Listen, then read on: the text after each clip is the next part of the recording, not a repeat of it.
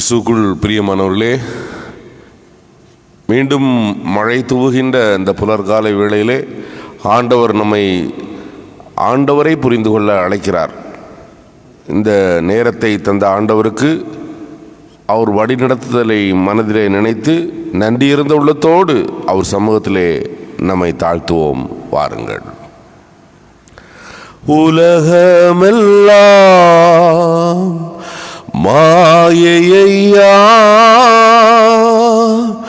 உம் அன்புதான் மாறாதையா, மாறாதையா. என் தேவனே, என் இயேசுவே, உம்மையே நேசிக்கிறேன்.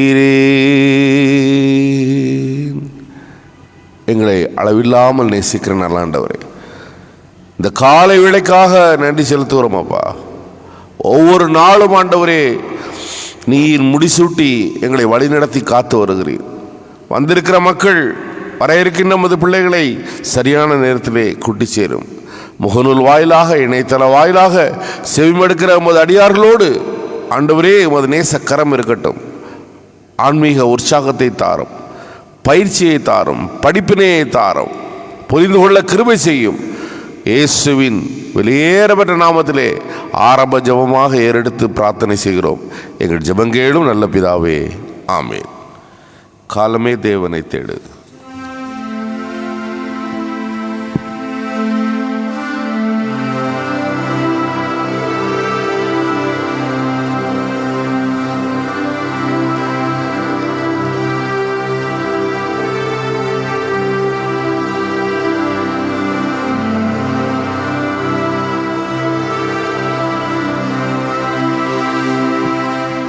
காலமே ஜீவகாருண்ய பாதம் பணிந்து மன்றாடு. காலமே தேவனை தேடு. சீலமுடன் பதம் பாடிக்கொண்டாடு. சீலமுடன் பதம் பாடிக்கொண்டாடு. வீரான ஜீவனை நாடு. காலமே தேவனை தேடு. மண்ணுயிர்காய் மரித்தாரே, மனுமைந்தன பெயர்வை தீர்ந்தாரே. மண்ணுயிர்காய் மரித்தாரே. உன் சிறு சிகரை நீ உதயத்தில் எண்ணு. உன் சிறு சிகரை நீ உதயத்தில் எண்ணு. உள்ளங்கனிந்து அணி ஜபம் பண்ணு. காலமே தேவனை தேடு.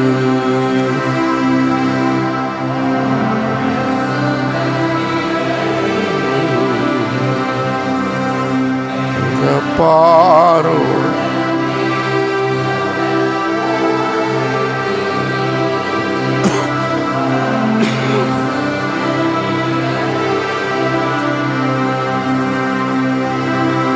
ஜீவக்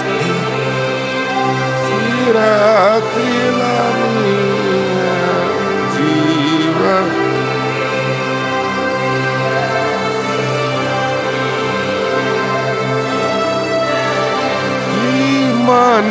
மனுவேலனை அணிய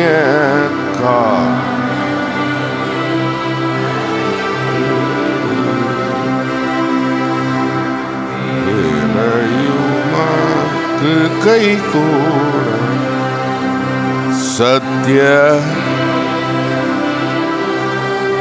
மரத்தை மன்றாட வேலை.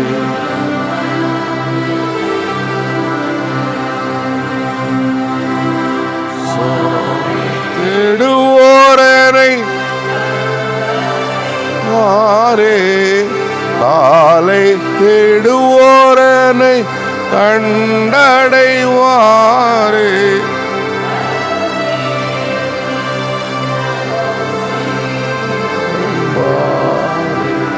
காலமே தேவனை தேடு.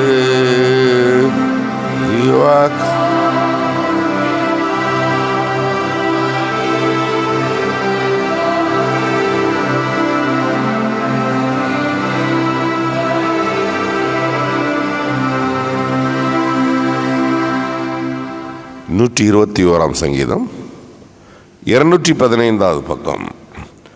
பர்வதங்களுக்கு நேராக என் கண்களை ஏறெடுக்கிறேன், எனக்கு சகாயம் எங்கிருந்து வரும்?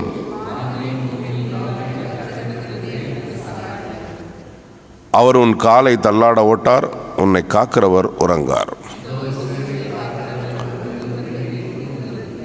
கர்த்தர் உன்னை காக்கிறவர், கர்த்தர் உன் வலது பக்கத்தில் உனக்கு நிழலாய் இருக்கிறார்.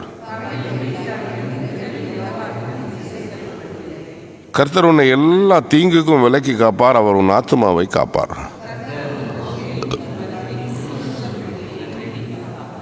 பிதாவுக்கும் குமாரனுக்கும் பரிசுத்தாவிக்கும் மகிமை உண்டாவதாக, ஆதியிலும் இப்போது எப்போதும் சதா காலம் இருக்கிறபடி. சபை அமர்வோம். பிலிப்பியர் 4 அதிகாரம் 4 முதல் 7 வசனங்கள். பிலிப்பியர் 4 முதல் 7.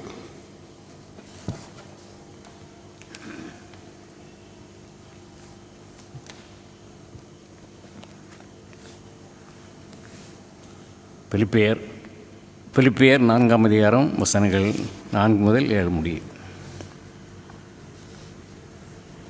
கர்த்தருக்குள் எப்பொழுதும் சந்தோஷமாயிருங்கள் என்று மறுபடியும் சொல்லுகிறேன்.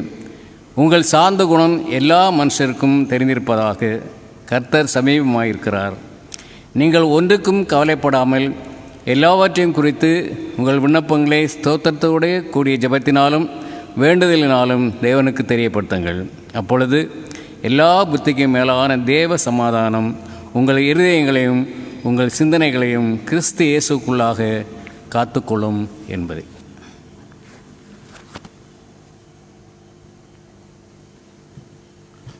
லூக்கா 18 அதிகாரம் 9 முதல் 14 வசனங்கள் வாசித்து கேட்போம். லூக்கா 18 9 முதல் 14. அன்றியும் தங்களை நீதிமான்கள் என்று நம்பி மற்றவர்களை அற்பமா எண்ணின சிலரை பார்த்து இந்த உவமையை சொன்னார். 2 மனுஷர் ஜெபம் பண்ண தேவாலயத்திற்கு போனார்கள். ஒருவன் பரிசேயன், மற்றொருவன் ஆயக்காரன். பரிசேயன் நின்று, கடவுளே, பரிகாரர், அநியாயக்காரர், உபச்சாரக்காரர் ஆகிய மற்ற மனுஷரை போலவும் இந்த ஆயக்காரனை போலவும் நான் இராததினால் உமக்கு நன்றி செலுத்துகிறேன். வாரத்தில் 2 தரம் உபவாசிக்கிறேன். என் சம்பாத்தியத்திலெல்லாம் தசமபாகம் செலுத்தி வருகிறேன் என்று தனக்குள்ளே ஜெபம் பண்ணினான். ஆயக்காரனோ தூரத்தில் நின்று தன் கண்களையும் வானத்துக்கு ஏறெடுக்க துணியாமல் தன் மார்பிலே அடித்து கொண்டு, கடவுளே, பாவியாகி எனக்கு இறங்கும் என்றான். அவனல்ல, இவனே நீதிமானாக ஏற்றுக்கொள்ளப்பட்டவனாய் தன் வீட்டுக்கு திரும்பினான் என்று உங்களுக்கு சொல்லுகிறேன். தன்னை உயர்த்துகிறவன் எவனும் தாழ்த்தப்படுவான், தன்னை தாழ்த்துகிற எவனும் உயர்த்தப்படுவான் என்றார் என்பதே. வசனத்தை வாசித்து கேட்ட நாம் அதற்கு மறுமொழியாக நம்முடைய விசுவாசத்தை அப்போஸ்தல பிரமாணம் மூலமாக அறிக்கை செய்வோம். பரலோகத்தையும் பூலோகத்தையும் படைத்த சர்வ வல்ல பிதாவாகிய கடவுளை விசுவாசிக்கிறேன். அவருடைய ஒரே குமாரனும் நம்முடைய ஆண்டவருமாகிய இயேசு கிறிஸ்துவை விசுவாசிக்கிறேன். இவர் பரிசுத்த ஆவியாகிய கற்பத்தில் உட்பவித்து கண்ணிமேற இடத்தில் பிறந்து பொந்தியில் இல்லாதவர்கள் பாடுபட்டு சிலுவையில் அறையுண்டு மரித்தடக்கப்படப்பட்டார். பாதாளத்தில் இறங்கி 3ஆம் நாள் மருத்துவருந்து உயிர்த்தெழுந்தார். பரத்திற்கேறி சர்வ வல்ல பிதாவாகிய கடவுளுடைய வலது பரிசு வீற்றிருக்கிறார். அவ்விடத்திலிருந்து உயிருள்ளோரையும் மரித்தோரையும் நியந்திருக்க வருவார். பரிசுத்தாவியானவர் விசுவாசிக்கிறேன். பொதுவான பரிசுத்த கிறிஸ்தவ சபையும் பரிசுத்தவானோட ஐக்கியமும் பாவமன்னிப்பும் சரீர உயிர்த்தெழுதலும் நித்திய ஜீவனும் உண்டென்று விசுவாசிக்கிறேன். ஆமேன். சபையார் அமர்வோம்.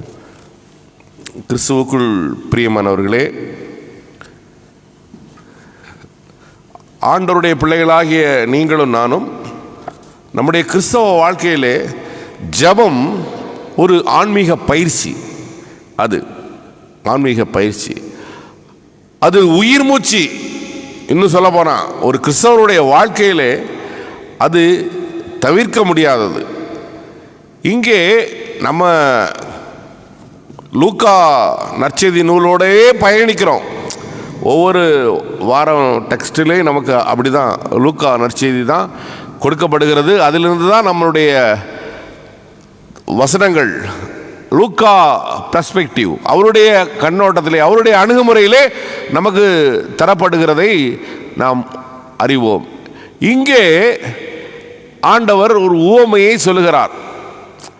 துல்லியமாக இலக்கு ரொம்ப கிறிஸ்டல் கிளியரா யாருக்கு சொல்றாரு? இதை யாருக்கு சொல்றாரு? பரிசேயருக்குன்னு மட்டும் அப்படி சொல்ல முடியாதுமா. ஏன்னா அன்றியும் தங்களை நீதிமான்கள் என்று நம்பி மற்றவர்களை அற்பமா எண்ணின சிலரை பார்த்து இந்த உவமையை சொல்லுகிறார். இந்த உவமையை எதற்கு யாருக்கு சொல்லுகிறேன் என்பதை ஆண்டவர் தெளிவுபட பேசுகிறதை இங்கே முதல் 9வது வசனத்திலே அது கோட் பண்ணி சொல்றாரு. இது லூக்காவுடைய ஸ்பெஷல். இந்த உவமையை வேற எங்கேயும் பார்க்க முடியாது. வேற எங்கேயும்னா Matthew, Mark, Luke, John 4 gospel உண்டு. இங்கே லூக்கால இருக்கத மற்ற ஏன்னா எல்லாத்துலேயும் அப்படி சேர்ந்து இருக்கும். ஒவ்வொரு விஷயங்கள் அங்கே இங்கேயும் அப்படிலாம் வரும். இது வராது, ஸ்பெஷல். அது மட்டுமல்ல, இதனுடைய முடிவு பஞ்ச் பண்றாரு, மனசை பாதிக்குது. பிரியமானவர்களே, சில ஒரு ஓமானமா இருக்கட்டும், சில விஷயங்கள்ல முடிவே தெரியாது, அப்ரப்டா இருக்கும். ஆனா இதுல ஆரம்பமும் முடிவும் ரொம்ப தெளிவா இங்கே லூக்கா பதிவு பண்றாரு. அப்படி என்ன முடிவு தெரியாத ஓமானம் என்று கெட்டகுமாரன் கதை கேட்டிருக்கோம்ல. அவன் நல்லவனா கெட்டவனா இருந்து திரும்பி வந்துட்டான். நல்லவனா இருந்தவன் மறுபடி அவன் வீட்டுக்கு வந்தானா வரலன்னு நம்ம தலையாட்ட முடியாது. வந்தானா இல்லையாங்கிறத புரிய முடியாது, அங்க சொல்லப்படலை. முடிவு தெரியாத சில வைகை நதி போல, கடல்ல கலக்காத நதி இல்லை அது. அது மாதிரி முடிவு தெரியாத விஷயங்கள் நமக்கு இருக்கு, பைபிள்ல இருக்கு. அன்பானவர்களே, இங்கே தெளிவாக எதற்காக ஆண்டவர் சொல்லுகிறார், அவனுடைய முடிவையும் இங்கே தெளிவுபடுத்துகிறார், அதை சொல்லுகிறார். அன்பானவர்களே, யூத கலாச்சாரத்தில் 9 மணி 12 மணி 3 மணி அப்படிதானா, அது அவங்க ஜெப வேளை. ஆலயத்தில் போயிடுவாங்க. நேற்று மழை, பையன் கொஞ்சம் தூங்கிட்டா, சாப்பாடு செய்யலை, சாப்பாடு செஞ்சு கொண்டுட்டு போகிறோம். கொண்டுட்டு போட்டு சாப்பாடு கொடுத்துட்டு வரும்போது சரியான மழைனா அடி பொழிச்சிருச்சு. மணிமேடையில் நிற்கிறோம். இந்த மணிமேடையில் ஒரு டீ ஷாப்பில் அப்படி ஒதுங்கி நிற்கிறோம். புக் ஷாப்புக்கும் டீ ஷாப்புக்கும் இடையில் திடீர்னு அந்த மழையோட ஆளுகள் ஓடி வர்றாங்க. எதுக்குன்னா, அதுக்குன்னே ரெகுத்தாப்படி ஒரு தர்கா. அவனுக்கு அது ஜெபம் பண்ணக்கூடிய நேரம். அந்த முஸ்லீம், அவங்க இஸ்லாமியர், அந்த தொழுகைக்கு எவ்வளவு அது மழையிலையும் ஓடி வந்து அந்த நனைஞ்சிக்கிட்டே அங்கே போடுற வாலிப பிள்ளைகளை பார்க்க முடிஞ்சுது. பிரியமானவர்களே, யூத கலாச்சாரத்திலே இந்த நேரம் ஜெப வேளை. ஆகவே ஜெபத்தில் இருப்பாங்க. 3 நேரத்தை அவங்க விட மாட்டாங்க. ஆண்டவர் இயேசுவும் எப்போதும் ஆலயத்தை மையமாக வைத்தே அவருடைய வாழ்க்கை நிலையை நீங்க பார்த்துருப்பீங்க. ஆலயம், அதை சுற்றியே அவருடைய வாழ்க்கை, அவருடைய ஊழியம், இதெல்லாம் ஆலயத்தை சுற்றியே இருக்கிறதை நீங்களும் நானும் பார்க்கிறோம்.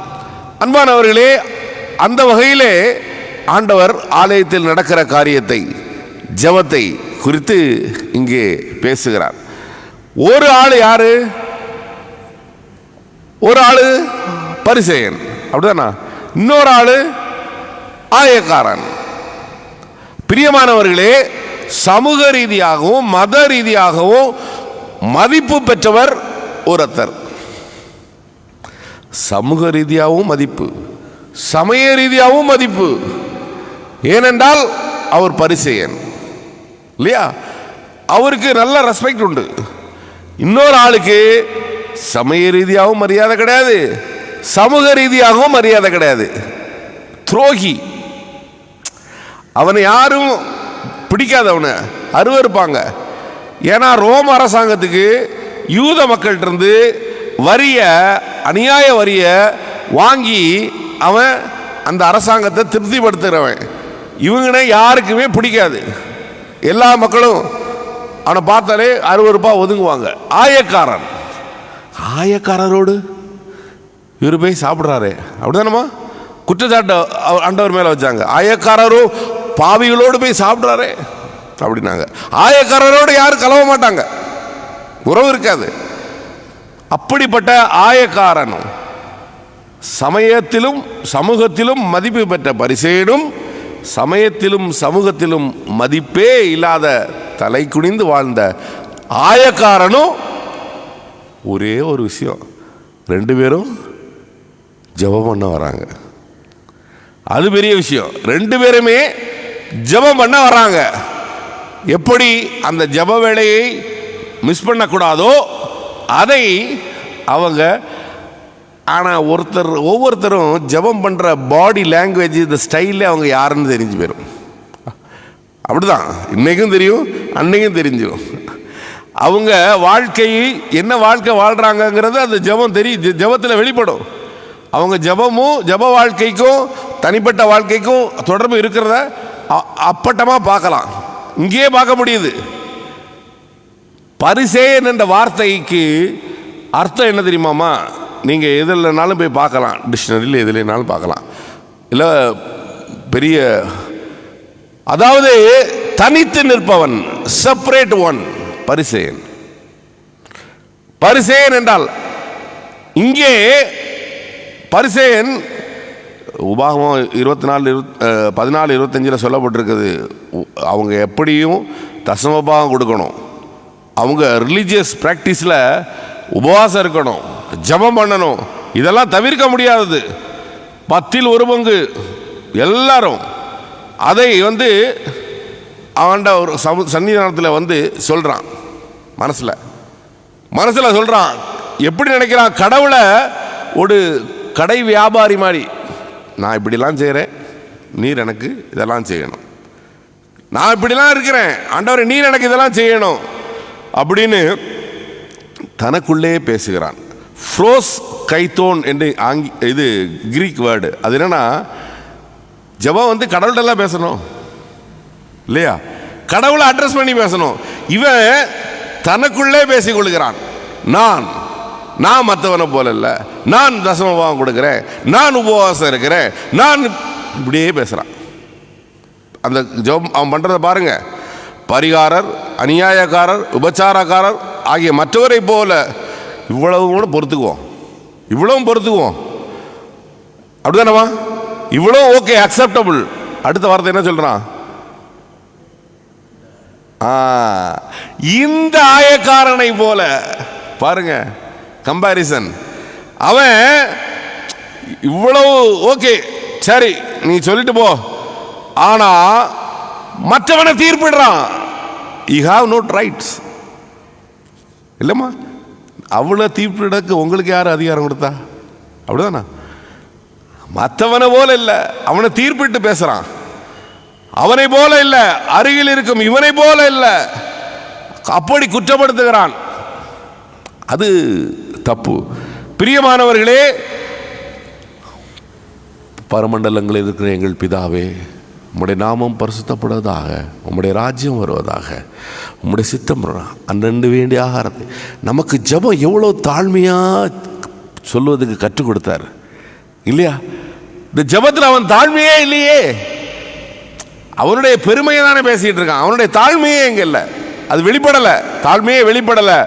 தசமபாகம் கொடுக்குறேன், நோன்பு உபவாசம் இருக்கிறேன், ஜெபம் பண்ணுறேன், யூதரின் சடங்க எல்லாம் அப்படி இங்கே கிரேக்க மொழியில் தமிழில் அழகாக சொல்லப்பட்டிருக்கிறது. அவன் நின்று, இல்லையா? மற்றவன் நாயக்காரன் பரிசேயன் நின்று அப்படி இருக்கு. கிரேக்க மொழியில் தன்னை சார்ந்து நின்று அப்படி இருக்கு. பைபிளில் நிறைய விஷயங்களை தெளிவாக கொடுக்க வேண்டிய கட்டாயத்தில் சூழ்நிலையில் நம்ம நிற்கிறோம். நிறைய வசனங்கள் மூல பாஷை, ஆங்கில பாஷை எல்லாத்தையும் வச்சு பாருங்க. ஒரு பர்ஃபெக்டாக நம்ம புரிஞ்சுக்கிற அளவுக்கு சில தடுமாற்றங்கள், குறைபாடுகள்லாம் இருக்கு. போன வாரமாக சொன்னேன், 124 சங்கீதத்தில் அந்த மோனகன் மொழிபெயர்ப்பில் அப்படியே சொல்லப்பட்டிருக்குது. அதுதான் நம்ம லூத்தரன் எல்லாரும் சொல்லுது, அதை பின்பற்றணும்னு. வேற ஒன்றும் இல்லை, அதில் வேற சூட்சுமம் ஒன்றுமே கிடையாது. அதில் நிறைய சத்தியம் நேரடியாக மொழிபெயர்க்கப்பட்டிருக்கிறது. நம்முடைய செமினரில் உங்களுக்கு இல்லைன்னா அந்த பைபிள் கூட வாங்கி தரோம். ஆராதனை நேரத்தில் அதெல்லாம் போடுறதுனால அது ஓகே. மற்ற நாளில் இதை பயன்படுத்தலாம், உங்களுக்கு நல்லா ஈஸி டு கேட்ச். இங்கே பாருங்க, அந்த வார்த்தையில் தன்னை சார்ந்து நின்றான் அழகா சொல்லப்பட்டிருக்கிறது. தன்னை சார்ந்து நிற்கிறதுக்கும் ஆண்டவர் சன்னிதானத்தில் நிற்கிறதுக்கு வித்தியாசம் இருக்குல்ல. அவனை விட நான் பெட்டர், வாரத்தில் 2 நாள் உபவாசிக்கிறேன், 10ல் 1 பங்கு கொடுக்குறேன், சகல வருமானத்தில் தசமபாகம் கொடுக்குறேன், நான் பரிசேயில் சிறந்தவன், நான் ஆயக்காரன் போல அல்ல அப்படிங்கிறான். ஆண்டவர் இங்கே அழகான உதாரணத்தை சொல்கிறார். மத்தேயு 23 பரிசேயனை பார்த்து கடவுள் சொல்வார், உங்களுக்கு ஐயோ. அப்படிதானா? உங்களுக்கு ஐயோ, நீங்க இப்படியா மக்களை திசை திருப்புறீங்க என்று பரிசேயர்களை பார்த்து ஆண்டவர் கோபப்படுவதல்ல, கோபப்பட்டு பேசுவதல்ல, ஏமாற்றம், டிசப்பாயின்மெண்ட். அவங்கள எந்த அளவுக்கு மக்கள் எதிர்பார்க்கிறாங்க, ஆண்டவர் எதிர்பார்க்கிறாரு. கோபம் அல்ல, அவங்க மேல எரிஞ்சு விழுறது கோபம் அல்ல, டிசப்பாயின்மெண்ட், ஏமாற்றம். இப்படி செய்றீங்களே, ஷாக்கு. அதை வெளிப்படுத்தினார் கடவுள். பிரியமானவர்களே, பரிசேயர்கள் நல்லவங்க இருந்தாங்களா? இருந்தாங்க. நிக்கதேமு என்னமா? நிக்கதேமு நல்லவன், நல்லவன், நல்ல மனுஷன். ஆண்டவர் உடலை வாங்கி அடக்கம் பண்ணவன் யாரு? பரிசேயன், நல்லவன். பரிசேயர்கள் நல்லவர்கள் இருக்கிறாங்க. ஓவரால் அப்படியே சொல்லக்கூடாது. பவுலடிகளார் யாரு? பவுலடிகளாருமா? பிலிப்பியர் 3:5. நீ படிக்கவே இல்லையே இன்னைக்கு, சத்தமா படி. ஆ ஆ ஆ ஆ ஆ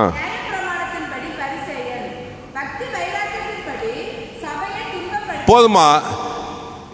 நியாயப்பிரமாண ஐயர் பாஸ்டர் என்ன சொல்ல வராரு, எதுக்கு வாசிக்க சொல்றாரு, அதையும் தெரிஞ்சுன்னா நீ நியாயப்பிரமாண விஷயம் அவன் பரிசேயன்னு சொன்னோடனே ரைட்டுன்னு உட்கார்ந்துடணும். நமக்கு அதை கிளியர் பண்ணுறதுக்கு தான் ரெஃபரன்ஸ்.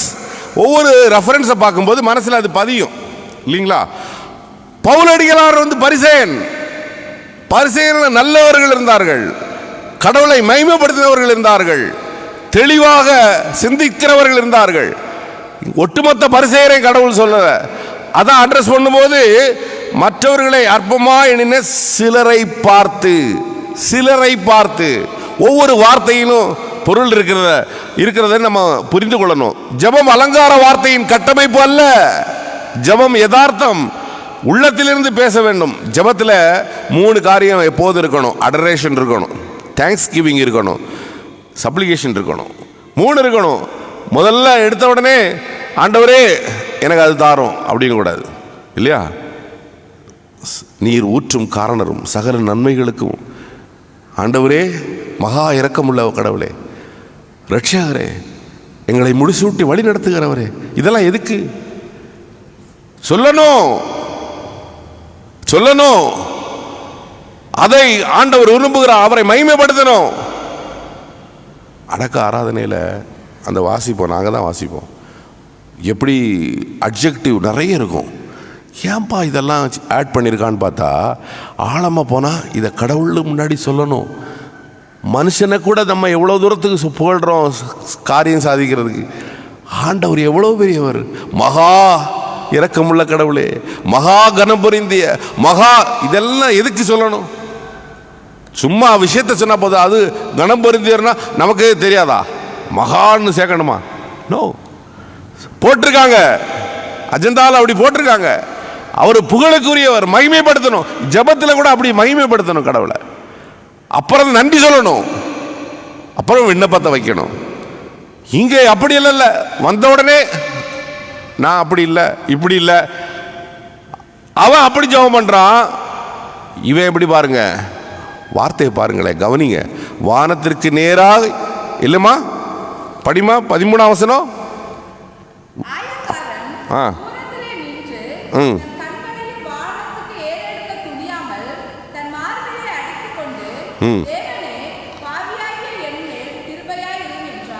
பாருங்களேன், வானத்திற்கு ஏறடிக்க கூட துணியாம தலை குனிஞ்சு, ஆண்டவரே பாவியான்னு எனக்கு கிருபியாருன்னு பிரார்த்தனை பண்ணுறான். பாருங்க, கோயிலுக்கு வருவது கூட, அந்த புனிதமான இடத்துல கூட மனுஷன் எப்படி இருக்கிறான் பார்த்தீங்களா? பரிசேயன், கோயில் புனிதமான இடம், ஆண்டவருடைய சன்னிதானம், அங்கே வந்து அவன் மனசு எப்படி இருக்கு பாருங்களேன். என்ன ஒரு மைண்டு பாருங்க. பொறுமையோடு இந்த ஆயக்காரன் தாழ்மையோடு பேசுகிறான். இயேசுவினுடைய சமூகத்தில் பெற்றுக்கொள்ள வேண்டிய விஷயங்கள் உண்டு, கற்றுக்கொள்ள வேண்டிய விஷயங்களும் உண்டு. கற்றுக்கொள்ள வேண்டிய விஷயங்கள், வாருங்கள் வருந்து இழைத்து மாற சகோதரர்களே, என்னிடத்தில் வாருங்கள், என் நுகம் எளிது, பெற்றுக்கொள்ளுங்கள், கற்றுக்கொள்ளுங்கள். அழகா வார்த்தை வைப்பாரு அந்த இடத்துல. கற்றுக்கொள்ள வேண்டிய விஷயம் இருக்கு பிரியமானவர்களே, கற்றுக்கொள்ள வேண்டிய விஷயம் இருக்கிறது. ஜெபம் வந்து இறைவனுடைய இதயத்தை திறக்கிற சாவி. வீட்டில் பூட்டிட்டு வந்திருப்பீங்க அப்படிதானம்மா, ஆனால் போகும்போது சாவி இருந்தால் தானே திறக்க முடியும் இல்லையா? ஆண்டவருடைய மனசை திறக்கிற சாவி ஜெபம். டோன்ட் பி, நம்ம அதை மிஸ் பண்ணக்கூடாது, அதை அசால்ட்டாக எடுக்கக்கூடாது. சாவி கையில் உங்களுக்கு கொடுத்துருக்காரு, ஆண்டவர் இதயத்தை திறக்கிற சாவி. லூக்கா இங்கு அழகாக முடிக்கிறார்.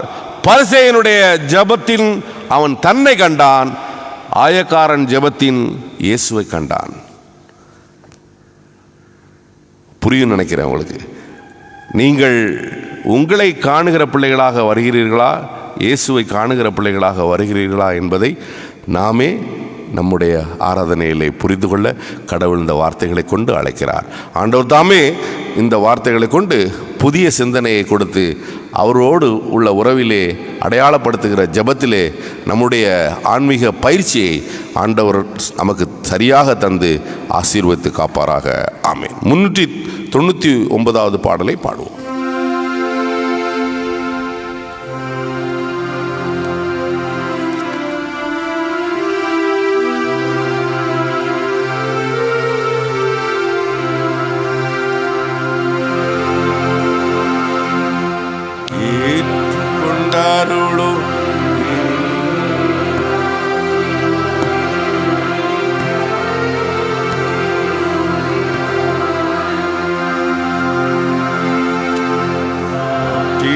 ஆதி ஆயத்த ஜபமும் சாந்தமாய் ஜெபித்த பாவரிக்கையும் கொண்டாரோளோ மன்னிப்பின் மருவும் தேற்றி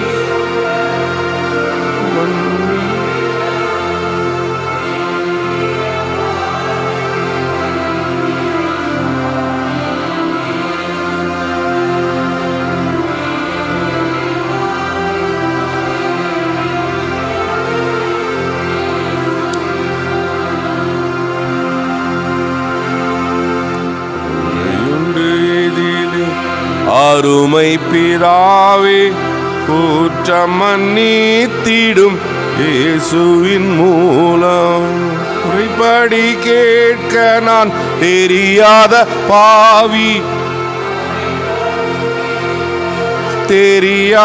பாவி முழுதும் இசையா வைக்கிறேன் சுவாமி, ஏற்றுக்கொண்டருளுமே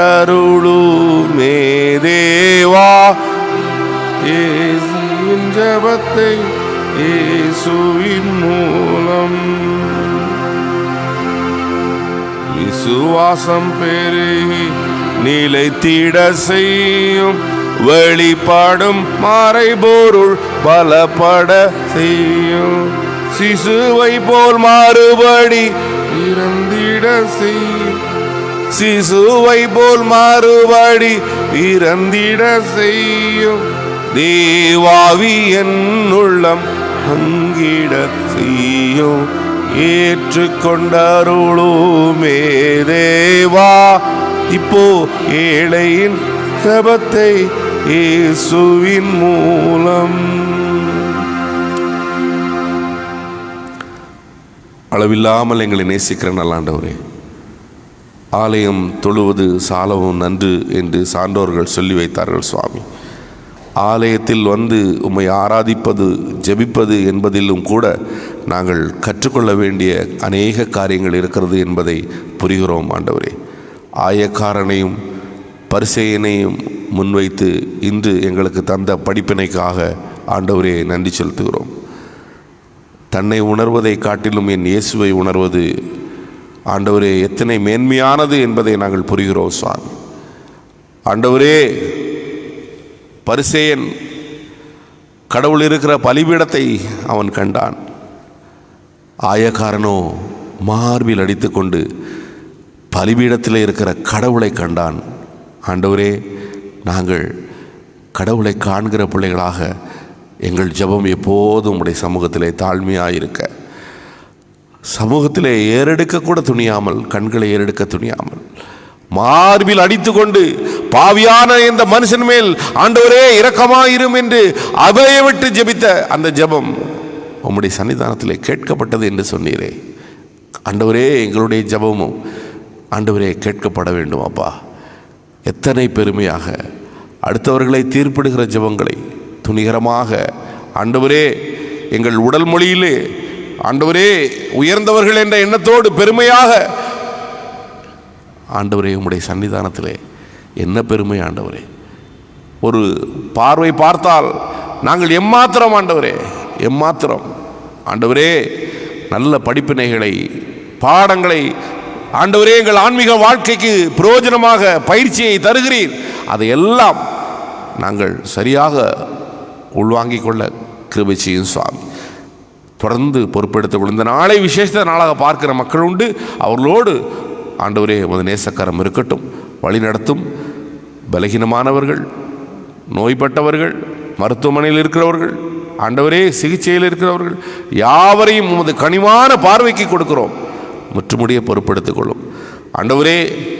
3 நாள் வருடாந்திர கன்வென்ஷன் கூட்டத்தை எங்களுக்கு சிறப்பாக நல்ல ஆரம்பத்தோடு ஆண்டவரே நீர் தந்தீர். அதற்காக நன்றி செலுத்துகிறோம். இந்த நாளில் அநேக மக்கள் பிரயோஜனப்பட ஆண்டவரே உமது வல்லமையான வார்த்தையை சுமந்து வந்து உமது மக்களுக்கு கொடுக்கிற கண்டிப்பின் வார்த்தைகளை கொடுக்கிற ஆண்டவரே ஊழியக்காரருக்காக, சகோதரர் காட்வின் மோசஸுக்காக விசேஷமாக ஜெபிக்கிறோம்.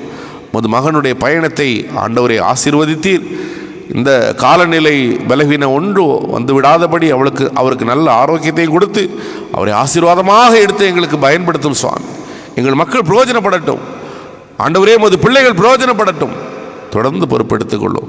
யாராருக்காக ஜெபிக்க கடமைப்பட்டிருக்கிறோமோ ஆண்டவரே பொறுப்பெடுத்துக் கொள்ளும். ஆசீர்வாதத்திற்கு ஏதுவான மழையை தாரும் ஆண்டவரே. அழிவுக்கு ஏதுவான மழையாக அது மாறிவிடாதபடி, புயல் என்றெல்லாம் சொல்லுகிறார்கள் ஆண்டவரே. ஆனால் எங்கள் ஆண்டவர் புயலையும் அதட்டுகின்ற வல்லமையுள்ள ஆண்டவர். உம்மை சார்ந்து இருக்கின்றோம் ஆண்டவரே. பொறுத்துக்கொள்ளும், குறைகள் எல்லாம் பொறுத்துக்கொள்ளும், குற்றங்களை பண்ணி இயேசுவின் நாமத்திலே உமது பாதமணிந்து மிகுந்த நம்பிக்கையோடு ஜெபிக்கிறோம் எங்கள் ஜெபங்கள் நல்ல பிதாவே, ஆமென். பரமண்டலங்களில் இருக்கிற எங்கள் பிதாவே, உம்முடைய நாமம் பரிசுத்தப்படுவதாக, உம்முடைய ராஜ்யம் வருவதாக, உம்முடைய சித்தம் பரமண்டலத்திலே செய்யப்படுவது போல பூமியில் செய்யப்படுவதாக. அன்னென்று வேண்டிய ஆகாரத்தை எங்களுக்கு தாரும். எங்கள் கடனாளிகளுக்கு நாங்கள் மன்னிக்கிறது போல எங்கள் பாவக்கடங்களை பண்ணி எங்களை சோதனைக்கு உட்பட பண்ணாமல் தீவிந்து ரட்சித்துக் கொள்ளும். ராஜ்யமும் வல்லமையும் மகிமை என்று நினைக்கும் உடையங்களே, ஆமென். ஆசீர்வாதம். ஆண்டவராய் இயேசு கிறிஸ்துவின் கிருபையும் பிதாவின் அன்பும் தூயாவின் துணையும் இன்றும் இன்னும் சதா காலம் நம் அனைவரோடும் இருப்பதாக. ஆமென். என் ஆத்மாவே கர்த்தரை சோஸ்திரி, என் முழு உள்ளமே பரிசுத்த நாமத்தை சோஸ்திரி. என் ஆத்மாவே கர்த்தரை சோஸ்திரி, கர்த்தர் செய்த சகல பாருங்கள் மறவாதே. ஆமென். சமாதானத்தோடு சென்று வாருங்கள்.